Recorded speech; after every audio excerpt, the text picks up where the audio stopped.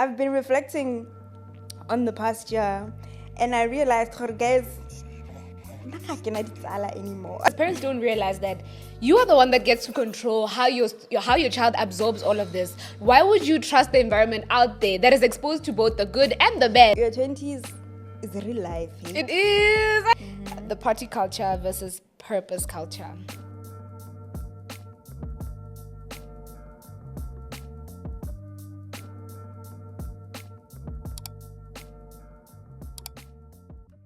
What it does, YouTube, and welcome back to yet another episode. Gang, you know who it is. If you are a returning subscriber, I just want to let you know how much of a gorgeous, wholesome you are. And if you haven't subscribed to my YouTube channel, make sure to click that red button. And while you're at that, don't forget to hit that notification bell. Anyway, as you can see today, it's yet another Cocktails and Conversations. Yep, I'm going to keep them rolling. For some time. This one is very close to my heart, this particular episode. I have a friend of mine with me, my bestie, and I feel like a lot of the times when I have conversations with her, these are things that need to be on a social platform like this, just so that, you know, we can shed light on important matters that we can go deeper and deeper about anytime. So, Mars Dintwe, please introduce yourself. I mean, the introduction. Hello, how am I supposed to top that? My name is Mars Dintwe. I'm a student at the University of Botswana. I study psychology as well as sociology. Double major gang up. Let's go!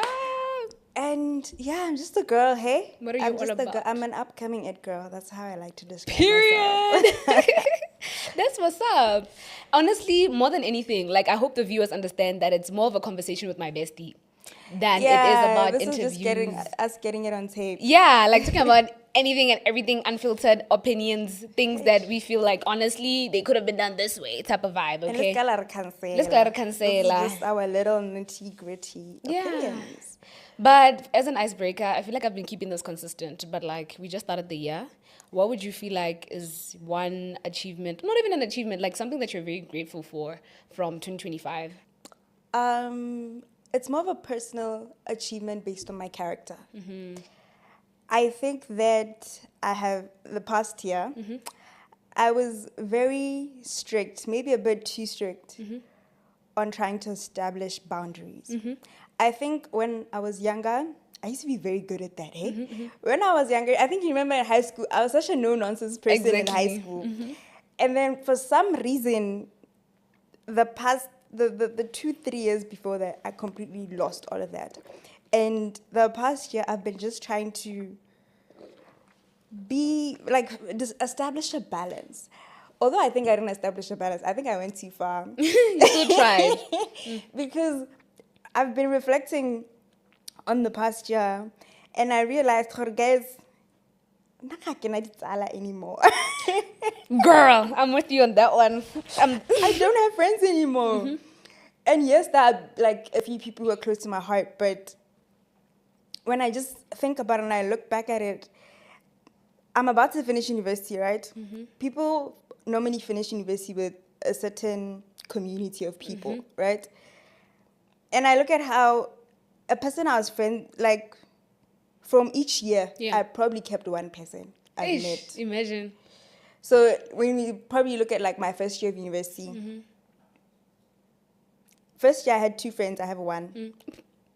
And that's how long it took me to make friends, because I was very finicky. I was very scared about making friends, because, like, we used to talk about how it's so scary just inviting anybody into your space and letting them have influence over you, right? Yeah. Because as much as we do have our own individual personalities, you are who you keep around you to a certain extent. That is true. And things that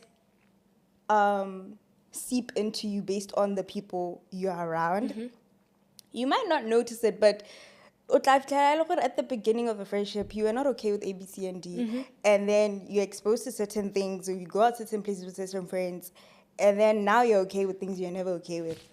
Now you found because of ways, that influence. You found ways to rationalize certain things you never should have been okay with. So, like I was saying, first year I kept 1 friend. Second year, I don't have friends from second year anymore.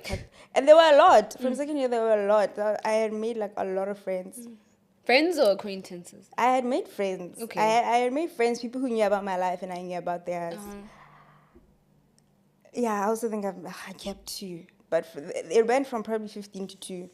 Hey, dog, And valid. the last year the last year was just me and this girl and our other friend on video calls. Yeah, chasing the world. That was it. It was us against the world. Yeah, and literally. we just live our lives. And it's so weird, when I'm working on campus and I want a video call. The entire time. Dude, that was me. I don't wanna lie. God.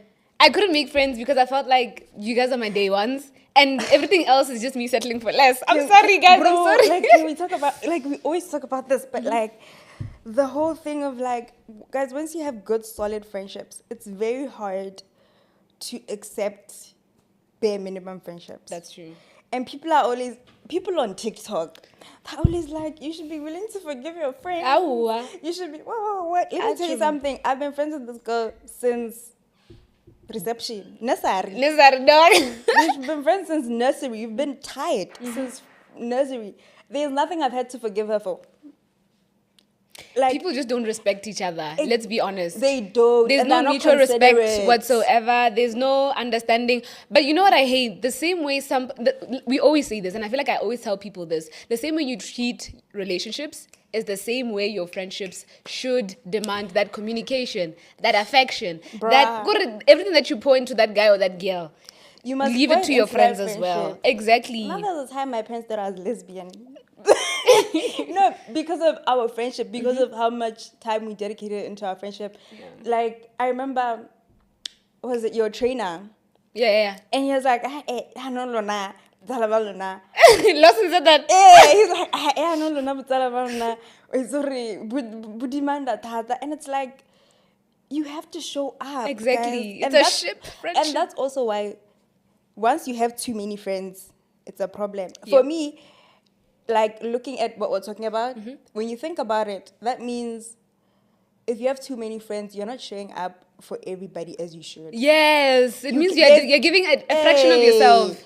How can you ikgolaganya mo go kalo-kalo across so many people and for it to actually yield something fruitful from that friendship? Honestly. Kana go raya gore you're giving everybody bits and pieces.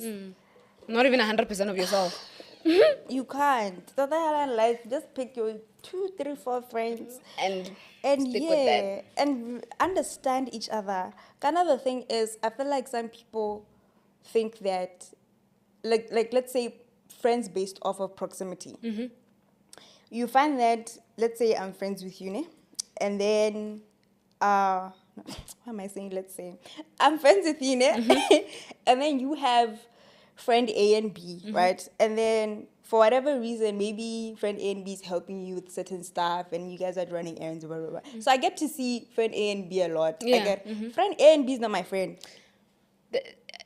Yes, we crack jokes and we have fun and it's like, and we like each other's stuff and we share each other's stories and blah, blah, blah, blah. And maybe based off a conversation we had, I'm like, but friend A and B is not my friend. that's not my day one. Like, it's not my, but you guys, I I gonna have. a bit of like, There's some cracks there and there. And someone just wants to say, oh, it's a yellow flag. Let's go. Let's keep it pushing. bruh, no. But you know what? Let's save it for now for friendships. I feel like we can debunk it as Nah. we go through. What I want to understand, and I feel like sometimes I feel like I'm failing at it. Sometimes I feel like I'm killing it. Sometimes I just don't know what's going on. Navigating my 20s. I don't know if I should say my 20s or just adulting as a whole. Maz, it feels like a cycle, a non-ending cycle. You wake up, and you're like, God, like, what? And I don't want to Yeah, dog. We You know, just I'm feeling arrived. it. I'm feeling it. Like, there are Like- those days where I'm genuinely so lost. I'm like, I go to school, I gym, I work, I come back, I do the same thing again. I have to pour into this. And if you don't pour into this, it's going to have that effect whereby it's either good or bad. Because the minute you leave something literally unattended, juggling. exactly, You you leave literally it. feel like a clown who's just... Who's juggling things and it's tiring. Like, doesn't it feel taxing? Sometimes I'm genuinely like, I don't want to do it anymore. Not that I'm saying I'm suicidal or anything. Like, don't get scared. Sorry, guys. But it's an unending cycle. And I feel like the older you get, the more monotonous it feels and annoying it is. You know what kills me though? At the end of the year, and you're thinking, oh my God, I got through the year. But you're going to spend the whole year doing something. The next thing, the existing thing. Like, hey, navigating your 20s, we don't even know what we're doing. Dude. There's no blueprint. There's no formula. Ha gona formula. Right? So we tirala hela 2 + 2 is 11. We go where the wind blows. And I think that's just what we should do. Take it as it comes. I think I learned very early on. I just take them as they come, my love. What the hell? Just bring what you can to the table. And then once it's on the table, you see what you're going to cook up with it. What the hell? Make it happen. That's it. Because you remember how I was having panic attacks in Form 5? And I didn't know what was going on because I didn't know what a panic attack felt like. That taught me to just calm down. Especially because like Form 5 was such a... I feel like they over-exaggerated Form 5 for us. School as a concept. No, Form 5 and primary, the authority that we used to fear. Because it just felt like a make or break it year. It felt like if you get 42 points, you're a failure. And you've disappointed your parents and you will never succumb to anything. You know what I used to say? I used to say Form 5 is where like your life is determined what type of car you're going to drive. Are you going to drive a Corolla? But which Corolla? Is it going to be a Quest? Kana yele ya bogolo taxi? Like will drive a Benz, will drive a C-Class, kana barara ba dirara di SUV. That's how they made us feel like once you're done with this year. Your life is set. It's exactly. The dance I danced. Like they make it seem like that, right? And for me, that put a lot of pressure on me. For sure. So I had to decide, are you gonna take it as it comes, or are you gonna let it eat you, right? Because I'd always heard about stories where kids are studying really hard and like they're putting in all of this work. And then because of the anxiety and mental health and all those things, it gets to you. When it gets, and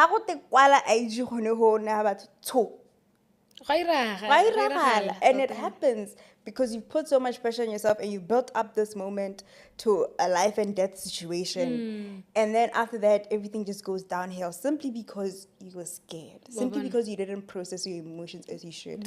So I learned very early on, give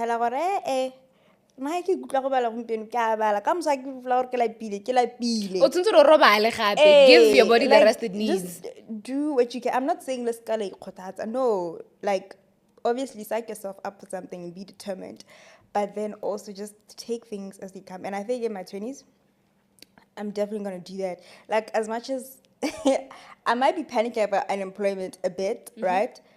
But I think it's to a healthy degree because I'm staring at unemployment. I'm about to graduate. I'm staring right at unemployment because I have an internship, I have an attachment. Attachment, you are fighting to get an attachment and an internship. So what more of the job market? Or what? And we'll see. We'll see how it goes, man. Your 20s.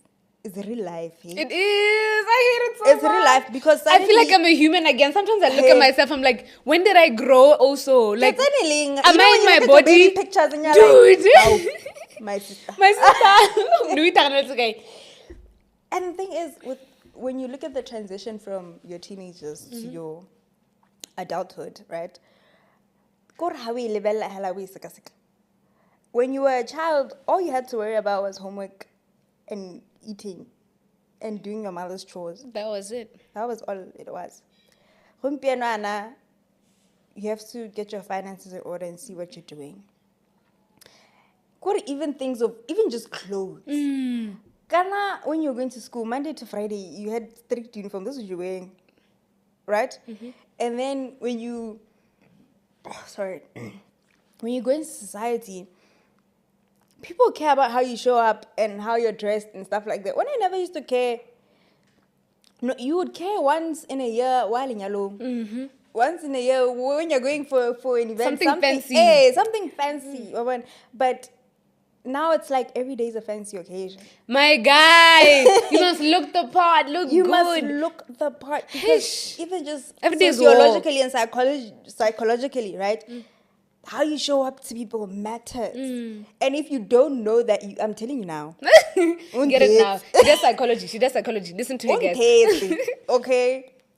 And yes, it's a matter of finance and stuff. But anyway, I digress. You digress. Yeah, the 20s, you're paying attention to how you look. You're paying attention to your finances. You're paying attention to the trajectory of your career. And just trying to make things make sense. And then next thing, when you are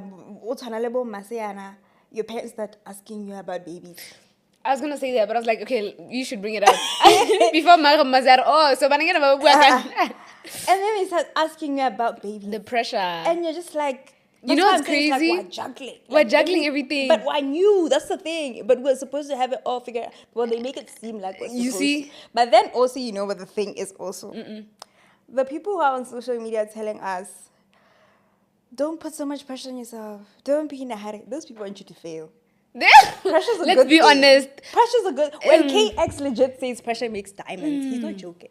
Okay, he's not joking. So the pressure is good and it's bad at the same time. You just have to find Regulated. a sweet spot. Find a sweet spot because the pressure keeps you encouraged. Yeah. Once you don't have pressure, you are not really motivated or At pushed all. to do anything. At all. Kore wena o dumela hore di tla itira. That's where the entitlement comes in. Yes. That's where someone feels like, oh, life will just happen. It will just fall on their laps and they'll be a millionaire out of nowhere. Dude, touching base on what our parents expect from us, I've always said that we are raised in such a way that we need to be academically, caring. We need to focus on our academics, right? Yeah. Focus on our careers, how they turn out, get a good job, get a good car, go to everything to live by economically. You should be very much self-sufficient, right? Yes. Now, the problem is where our parents start to expect us to know how the relationship side of things should work. You never taught me, you never sat me down Where and must said that. knowledge come from? Exactly. Must fall from the sky? You never told me that if I have a friend like Mars, not even taking it to relationship concept, Yeah. because it's a relationship, a friendship already. Yeah. You should expect this from your friend, or like treat your friend like this, do this. Jiggy. Some of our parents, especially because we came from like an Asian school, remember? So now it's like we see other people's parents saying that, hey, you're getting married at this age. Like, you never, what about Where is this coming from? You know what I mean? And also, when it comes to parenting, right? And this is a thing I feel like somewhere here and there, as the African parents that we have, the Botswana parents that we have, kore go na le dio tse e leng gore ha motsadi a di discussa le ngwana ka re ke moila, right? And they're not interested in touching those topics At all. And it's like those things must just absorb into our brain. What I think about the environment, the school environment we grew up in, it makes it worse for us and it puts us at a disadvantage. That's true. Because we went to a very conservative school where kore lady wabana book PSLE, you stand at 5. Everyone got periods. Talk about the reproductive system. It was hidden like this. It was hidden, They didn't want us right? to see any of that. So we went to a very conservative school that teachers were even just afraid to talk about these things to us. Even from a right? scientific point Yeah, of even view. from a science, even from like An academic point of view. An academic point of view, it was just like, whoa, your parents will deal with that, Yeah. right? But then when you get home, also, your teachers will deal with that. So we were just Who's spending raising for us? ourselves. Who's raising us? And I feel like it's painful because parents don't realize that you are the one that gets to control how your child absorbs all of this. Why would you trust the environment out there that is exposed to both the good and the bad? This is why when they're picking schools, they put so much effort into it because they expect the school to do 50% of the raising. Damn, that makes so much sense. And we do understand that because your child is spending most of that time at school rather than with you. We understand the importance of that, but you cannot leave certain uncomfortable conversations Tota he. to the likes of a stranger. At Kana all. ga o tsena go consultation, o simolola mana mosadi o, "Nna ke ena o rutang ngwana ga go, ya no ra gore go teng." Like, wait, what was happened? Dude. But the thing of our parents just letting us do our thing. Because, I always tell people about my first period. What? Okay, tell us about that. I always tell people, when I describe the type of parents I had, I always describe my first period. So when I got my first period, I had an idea. I didn't panic. I didn't think something was wrong. But I also wasn't sure what was going on. You know, because there were so many gaps in our knowledge that we were filling in ourselves.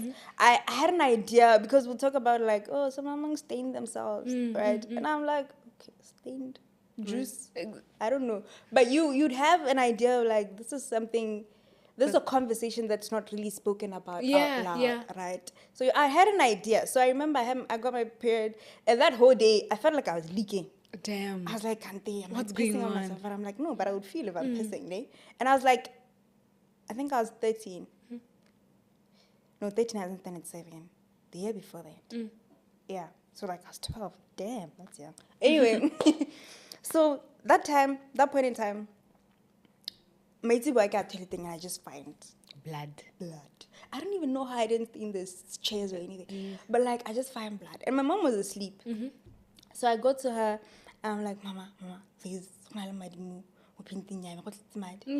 and she's like, Papa, I'm going to go bathroom. Always How are you supposed to know that? She goes back to sleep. How are you supposed to know that? For the last 5 days, it happens once in a month. I know it's gonna come again. When the parents, and I'm like, okay, that was it. It's done for forever. You know, I just thought it was just thing that it ruptures in a woman and then it comes back. It's gone. It's gone for good. Hey, I wish it was had that no way. idea. But also, it's not like I'm not gonna ask my brother about a period. Yeah. Like, you know. So after that, also, then I got my period that time, the first time I get. Then the next 2 months, it doesn't come. Right? The same thing happened to me. Like 2-3 months. Yeah. But then when you listen to things on the media, when it doesn't come, it means you're pregnant. And it's like, but I don't know anything to do with it. No, exactly. And, you know, I remember the time where I was thinking, can I give you a thermometer? But like, people are not going to believe I'm giving birth to Jesus. But you know, you haven't done anything. I thought I was done. I don't want to lie to you. I thought maybe I'm infertile and I was happy with it. I swear, I was like, I'm never going to have a period. That's amazing. Bro, and so it stops. And then it comes again when you're at school. And you're like, hey, banana. And I remember asking someone, I'm like, guys, I don't have pads. What do I do? They're like, they're at the office. And I'm like, hey, I can go and get them from the... So everyone knows about this. Yeah, so I'm like, oh, so it's a regular thing, this thing. So, but yeah, filling in the gaps as a child, it's very hard. It's very hard, and our parents need to learn to talk about They it. neglected way too much. Yeah, because now even the same thing, the same concept goes into adulthood, right? That sometimes you are going to fall victim of certain things simply because your parents were too afraid to have an uncomfortable situation, a conversation. Because I remember how I'm a child who took things not very literally, but cultural and I expected everybody to uphold the same thing, right? So for me, I remember how as a kid,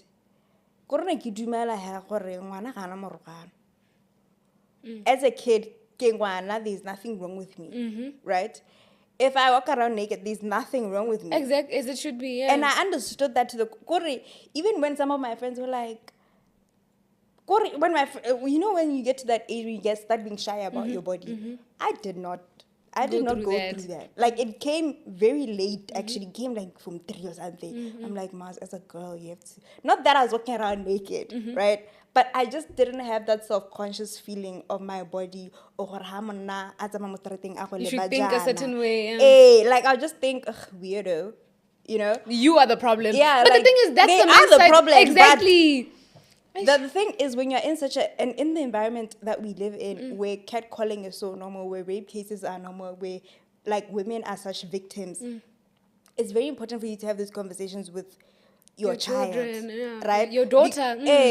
Even boy or girl, it's very important that you have that conversation with them, because imagine I was in a setting, right? Because another thing is, I think that's also why I was very sheltered, right?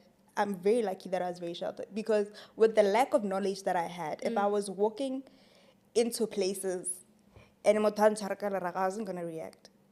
You weren't going to know how to give morogano. Hey, it was equivalent to this. Like, I remember even when we were children and like boys were like, ooh, asses and all of those things, I was just like, fuck. Like, even if somebody wanted to touch my ass, like, I remember one of my friends literally had to be like, dog, that's not okay. She has to be like, no, that's disrespectful. it's not okay. Because in my head, it was just like,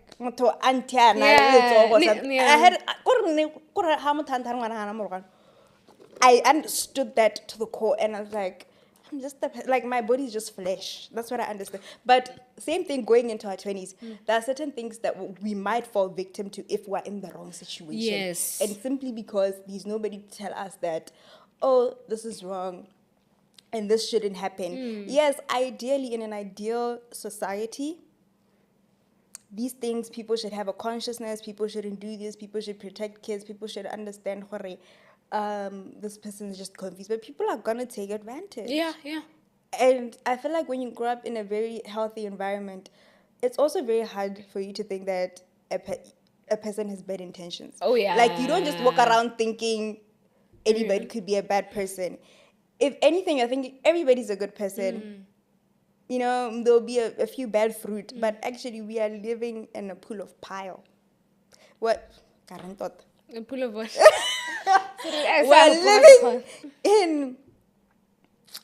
We're living in a dump site. We are living in a dump site, and some of us are just a few good pieces that are present through. We're just a few good pieces. How can this is why your mother wanted you home before 4. Yeah. Some of us. Okay, you make me kind of appreciate when my mom is like being overprotective of us. Yeah, because and it doesn't take every child to notice that, hey, exactly. Don't play there, don't go there. I feel like I don't know. Some people have like a sick sense of danger, right? They can just tell there's something in them that's just like, no, let's wrap this up, right? And my grandmother always makes this comparison. So you can see them from a very young age where if a baby is comfortable playing with something that is perceived to be dangerous, like, you know those videos where babies just holding a snake? That sense of danger is not intact. It's not. There's certain thing, like a cockroach or something, you know? Yes, it's harmless, but they understand that it's a creature they don't understand. Yeah. So what does that teach you in life? That's how wanna do this if 2 plus 2 is 11, there's something is wrong. Something is not right. I want us to shift to something on that note, actually. Those gaps, those leaks, they also bleed into our dating lives as well. As being in your 20s, right? These are conversations we don't have with our parents. And I always say, like, since we grew up through the Asian community, right? Yeah. You know what I like about that? In as much as, arranged marriage can be seen as a bad thing. That's also good. It's also a good thing, right? My mom says that she doesn't like that. She would have, no. she doesn't like, I don't want to curse. I once asked my brother, I'm like, can you guys arrange a marriage for me when I'm ready? He's like, nobody has time to look for a husband. For you. But that's the thing, at least in that like cultural perspective, it's your parents going out of their way to try add on to that aspect of your life. It's a thing of, hey, get yourself a job. But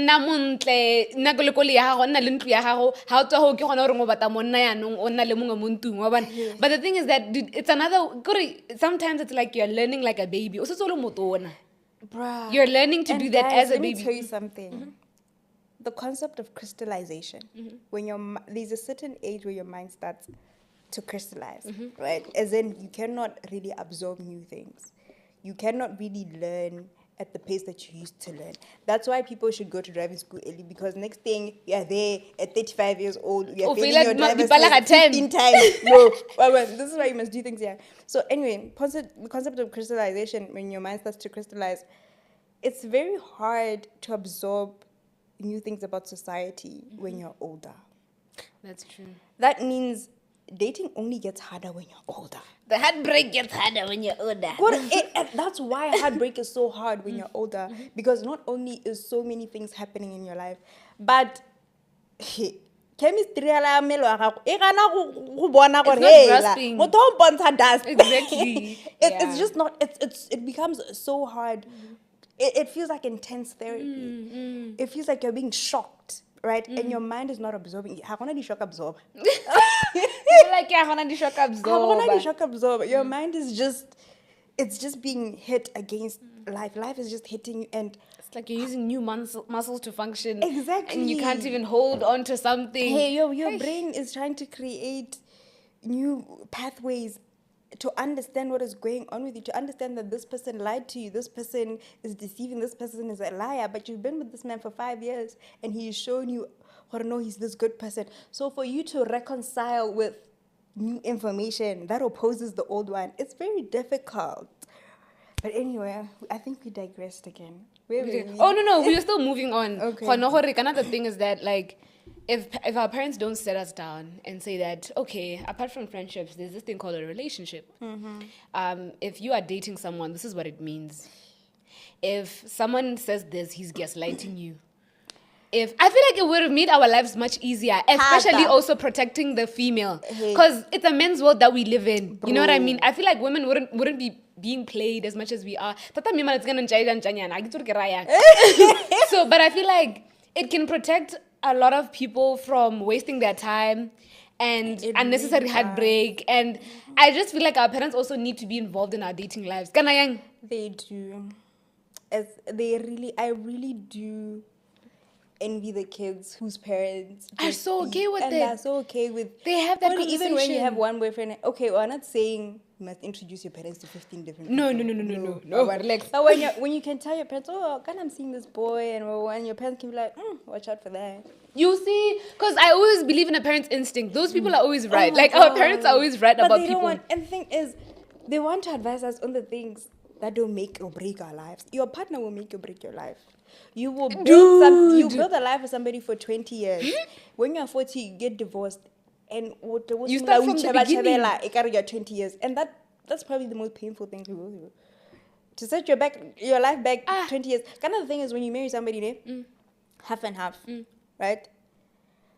So you build all of this. And then you get to a certain point. Then the half goes. Half of you is going. Whatever you've built in the past 20 years, cut it in half. It's gone. My guy. Because those assets that you guys helped each other accumulate. He brought 50%, you brought 50%. You helped each other accumulate these things. And now he gets to walk away with 50%. Dude. It's not nice.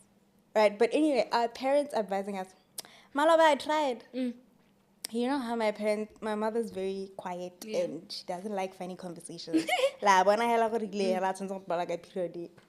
Even in my past. But 2 years ago when I was dating somebody, right? She knew I was dating somebody, they've never met them. And I was like, Mama, I'm going to ask you something that might make you feel weird. So I go into her room, I tell her, I'm about to ask you something. She's like, okay. I'm like, okay, so how do you know Papa was the one? You know, she was like, her body froze, okay? Her body froze. And she just, like, she went mute. And she's like, I'm like, Mama, she felt uncomfortable, yeah. And then I gave her examples, and I was like, Mama, you see how you're married and some of your cousins are not married and what. There's nobody, you got lucky. Yeah. There's nobody who is helping them navigate the dating space or anything. But you are here with experience. Tell me. So tell me. Talk about a formula. She's just like, no, mas. It weeds out the noise for you. Exactly. So it makes me focus on certain things. She's just like, no, mas. No, my parents are like that.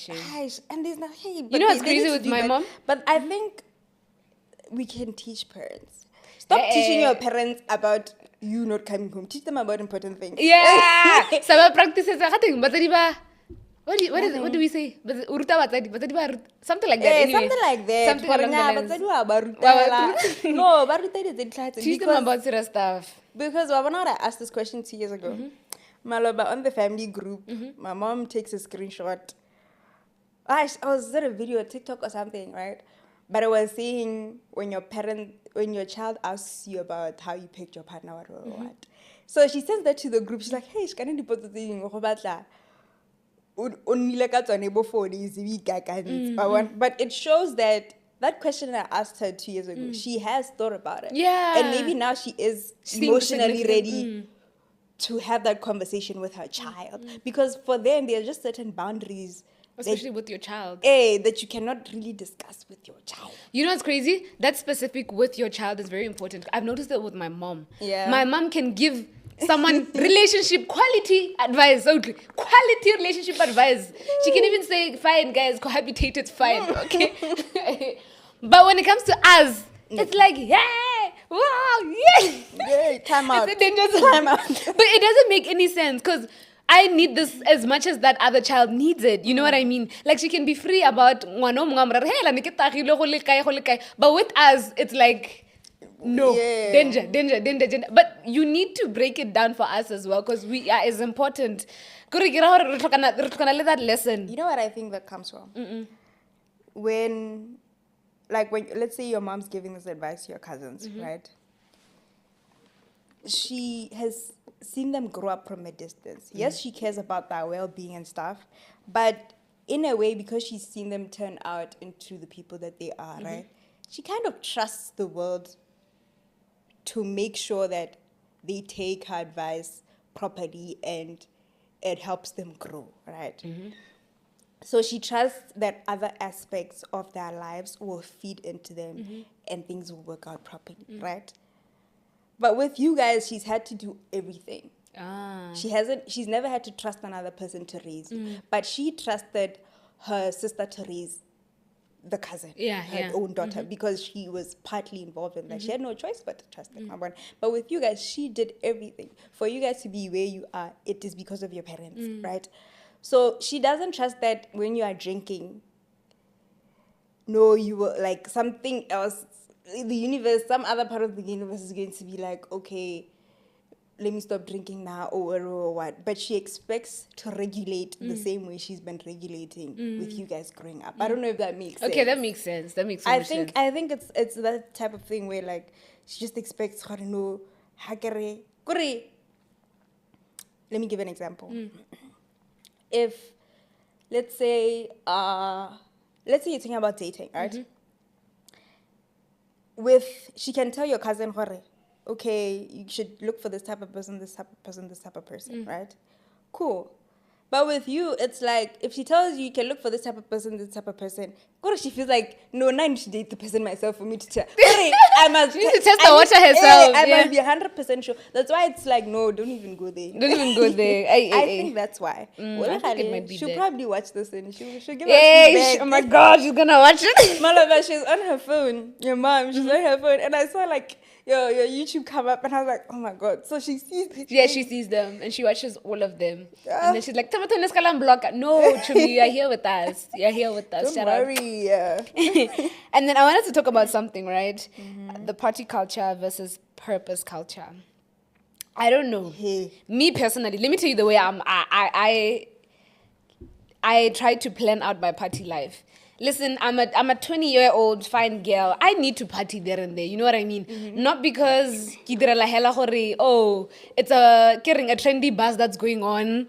I just feel like I need to experience a bit of everything. You know what I mean? But I teacher. Exactly. But I need it in such a way that it's planned out. You know what I mean? So I always tell people this. It used to be trimesters before we went into university, Yeah. So during the academic period, it was the whole year for me. And then I reserved December.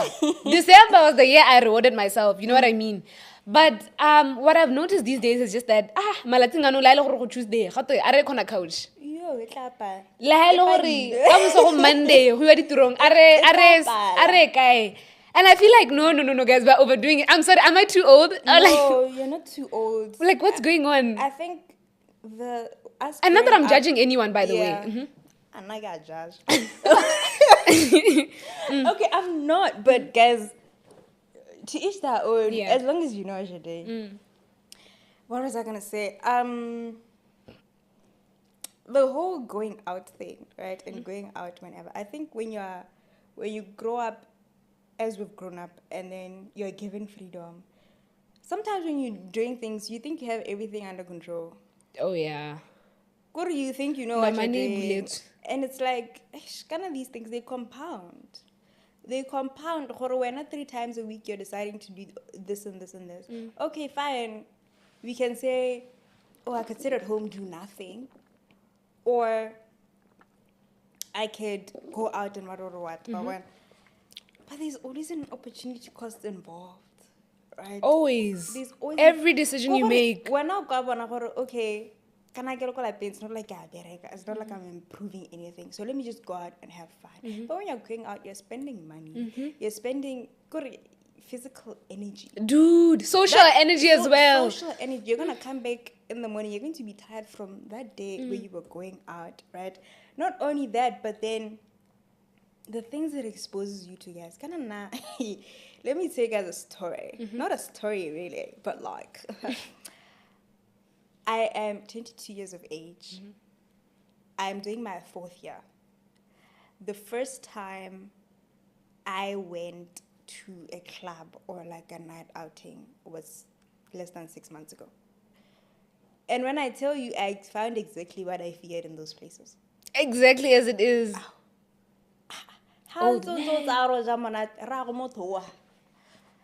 Literally, I'm actually telling literally. you guys a story. I remember we went to my friends and I, my cousin.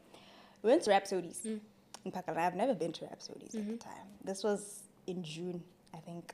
We go to Rhapsodies. Okay, guy. That time we went to Corner Couch. I had never been to Corner Couch. Same, I only went there this year. Okay, but I've never been to Corner Couch. So I go to Corner Couch. Okay,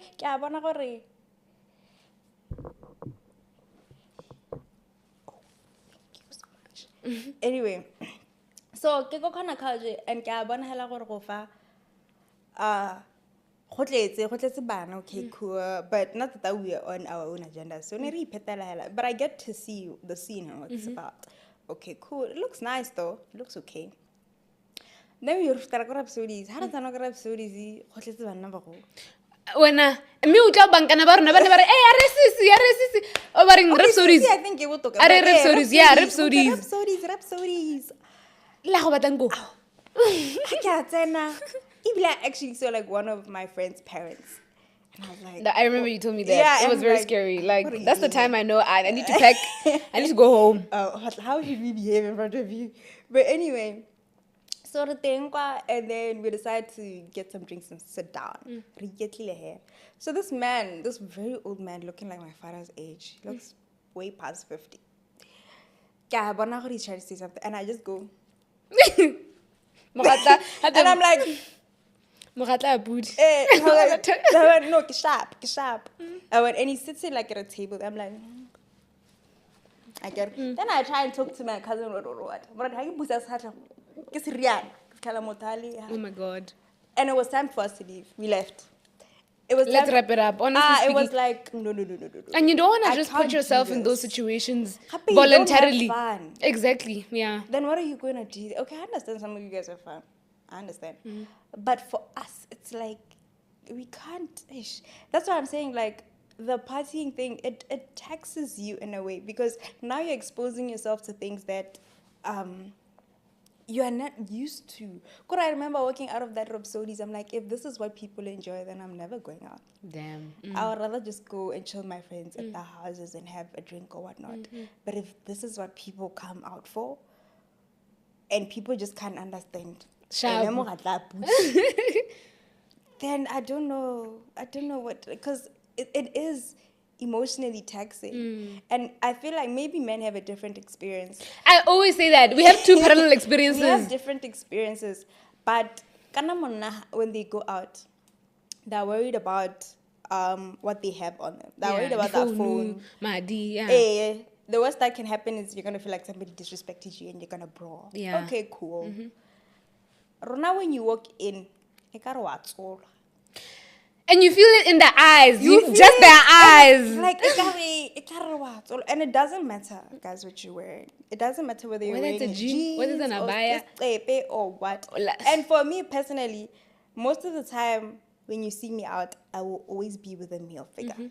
Whether it's somebody I'm talking to, whether it's my cousin, or they will always be a male for that particular reason. I get back, and I understand. Guys, don't tell me about feminism or you need men to protect you. This is the world we live in, okay?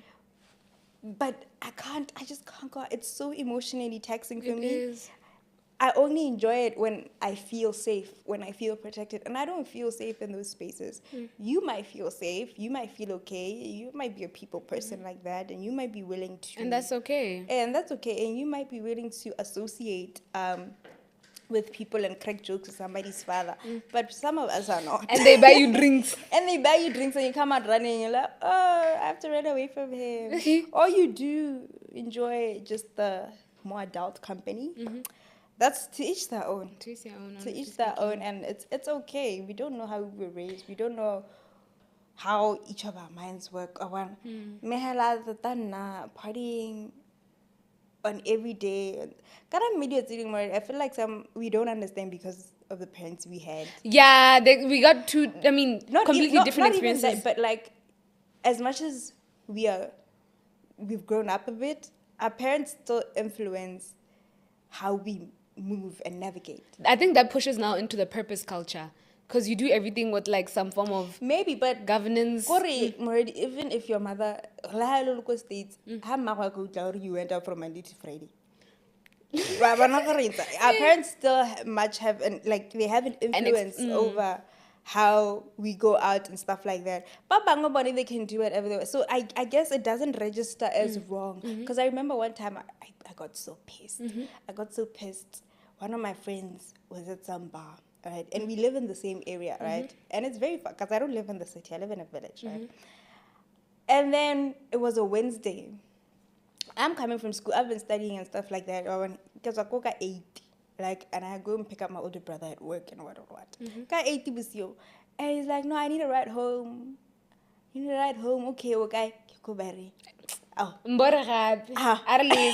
I was like, ooh, go berry. It's a boy, right? Go berry. I'm like, why? It's a Wednesday. What are you doing at a bar on a Wednesday? And they made me feel like such a mom. No, but why are you making my problem? No, I understand all of it, but like for me, it was my anger wasn't just directed towards let me pick. I don't have a problem picking up and going home. I want, why are you on a bar on a Wednesday? And you don't even know how you're gonna get home. That's what pisses me off right there. Bro, you didn't have plans for this. You see what I mean by me? I planned my group. I need someone that says that no. Yeah, and then we're out. Exactly.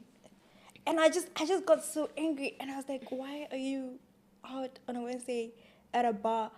Okay, fine, you're at a bar, cool. You're at a bar with no way of getting home on a Wednesday. Yeah, and I was like, that doesn't make any sense. And that might be we might let that go here and there, right? But when it's a constant thing, when a person lives that life like constantly, ow. Really, but anyway, the purpose conversation. Guys, we all have a social currency, and I think the quicker you learn that you have social currency, the more you'll be able to use it to your benefit, right? Kana how na le knowledge ya economics ja karunanyana yana re setsa halele ra tlhaloganya gore you can't be everywhere. Scarcity is very important. Scarcity. You appreciate and value when you are scarce. Exactly. And I know you guys are thinking, basimal. And it's not just like, but you need to curate where you show up, why you show up there. You're a walking brand, guys. Couch. You should know that, oh my God, Moradi le corner couch. Surely it's lit there. Because Moradi doesn't go to corner couch. That's true. Yeah. But surely it's fine. Or maybe there's something going on. It builds a certain level of intrigue. Right? And you guys are thinking, oh, that's like cloud, what, like cloud chasing, or I don't know, like curating your life is like based on cloud or whatever. You can call it cloud, we call it social currency. The fact that somebody might on a good day, in a good setting, 2 years from now, they probably remember having some little conversation with you, but it was a lovely conversation. And then you meet them in 5 years, a receptionist or something, and we're like, oh, hi, I remember you from... That is social currency. Yes. That is what gets you to the door. When you are lined up and queuing up for something with people, right? That puts you at an advantage. Now, let's say we have person A, the person who curates, right? And then there's the person who's just everywhere and everywhere. Okay. And it has an akupatus, go look at a wood. Like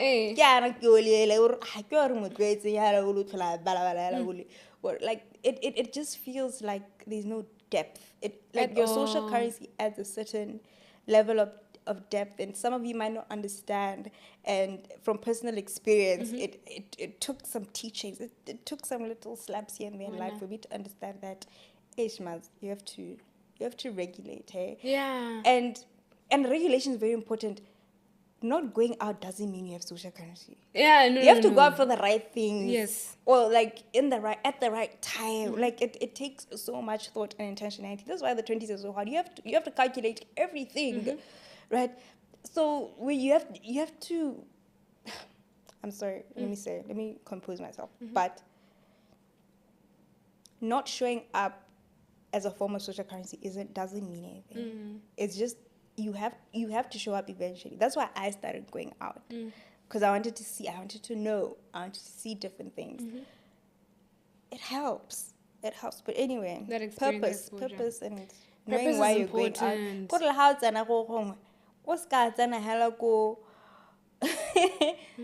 There was a kid on iShowSpeed's stream. I'm very proud of that kid. What did he do? On the stream. That kid pitched a business idea. To iShow? Exactly. Whether it was relevant or, I don't know, they were talking about like a football conference, something, hosting a football conference in Botswana, because he knows so many footballers, what, and hosting the conference in Botswana. And I don't think he's in like from 3 or 4.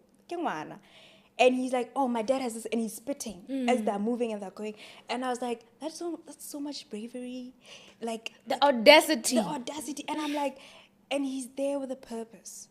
Like, yes, he loves seeing iShowSpeed, and he's a fan or whatever. But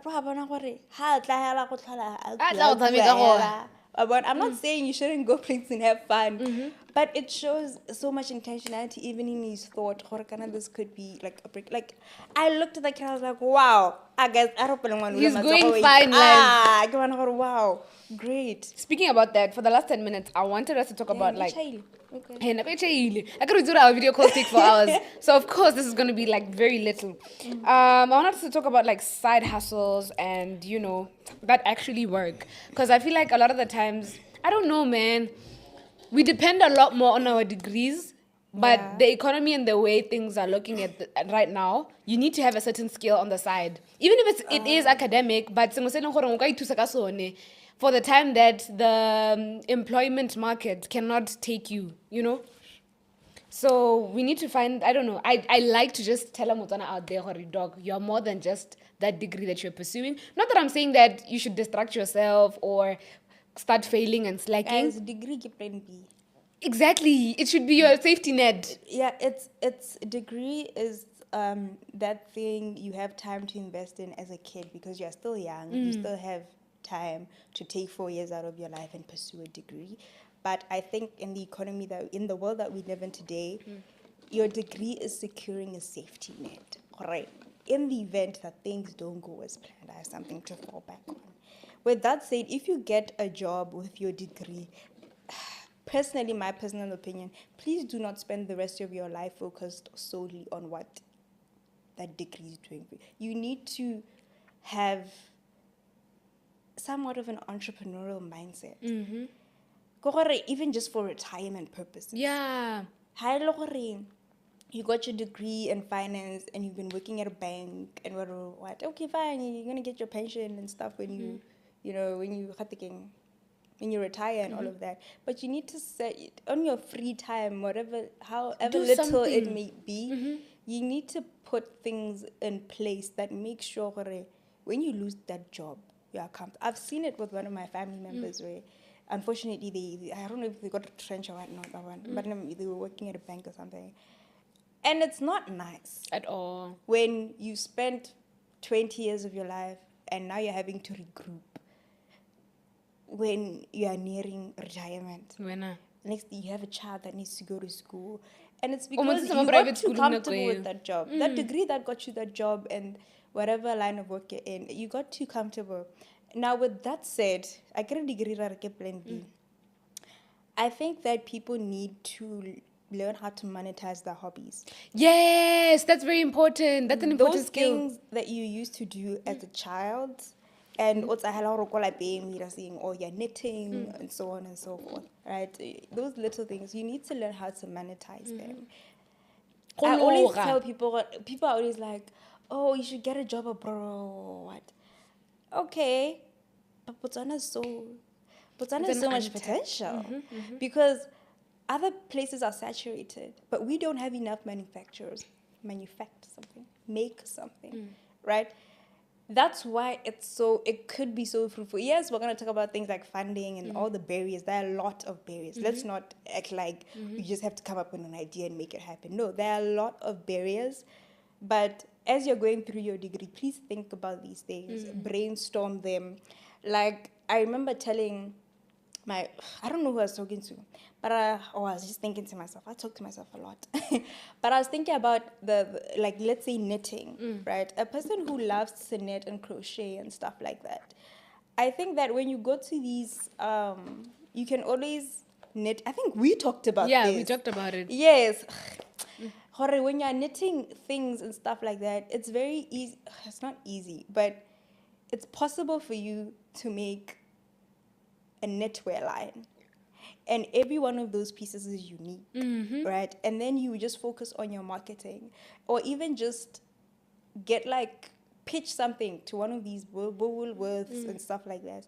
Pitch something where once a year you release 30 pieces of knitwear, right? Let's say you have a winter range and a summer range. And you pitch, and then all of those pieces are unique. Those things are going to be very expensive. They are, for sure. Depending on how you market it, those things are going to be very expensive. But at that time, you understand how you're building a brand. You're building something that is taking on a life of its own. It's not a job. A job doesn't have a life of its own, right? So all those things, those little cookies that you monetize your hobbies. Monetize your hobbies. How wana go na le mageu yana mo shopong. Bomadila. Yeah, stuff like that. It works out. I used to think about I was so Dude, happy. you need to do it. Someone is going to take that idea from but you. But they did. You see? I got so happy. Trans.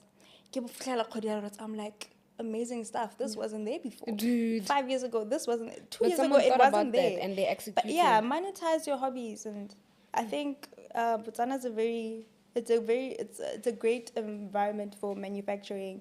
Simply because kind of when you manufacture something and it's manufactured in the country, you need to understand that the government can put in place tariffs and so on to help your business. The fruits and vegetables, price, the exports, right? Yeah. The imports. The imports price in order to help locals.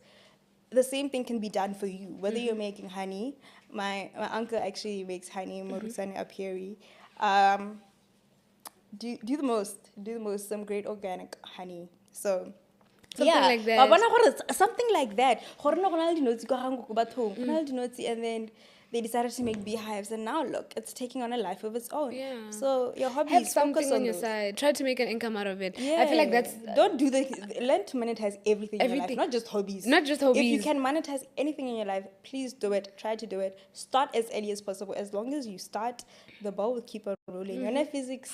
What is what. And even if you are like maybe a person that is naturally just, I don't know, leaning towards the routine of being hired and having that job security, ensure that you invest your money in stuff that will secure you by the time that retrenchment comes or anything of that sort comes in. Because, you never know. The economic environment right now is actually not as stable. So we need to ensure that we do stuff that actually pour into our cups, pour into our future, pour into our purpose, and etc.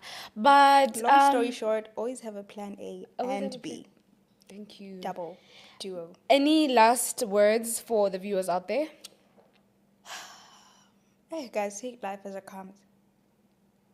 Honestly speaking. Take life as it comes. There's nothing I can experience it, but I'm Okay. there's nothing else I can say to you. Take life as it comes. Be safe, be intentional, and just every day when you wake up, just try to do what you can. Honestly speaking. And when you're tired, rest. Listen to the body. But don't rust. Listen to the nervous system, stuff like that. Unfortunately, because of time constraints, this podcast has to end right here. But if you are enjoying the conversation, please share your opinions, share your views down on the comment section. We'll ensure that we reply. Try to reply as well if you see something that's very relevant to you. I'm not a YouTube person like that, but I will. I'll tag you on them or something like that. Yeah, you will remind me. I'll remind you. Make sure to share, make sure to like, comment, tell a friend to tell another friend. And even internationally, we can do this, baby. Love and light. Enjoy the rest of your day. Stay tuned until I see you for the next Cocktails and Conversations episode. Bye, guys.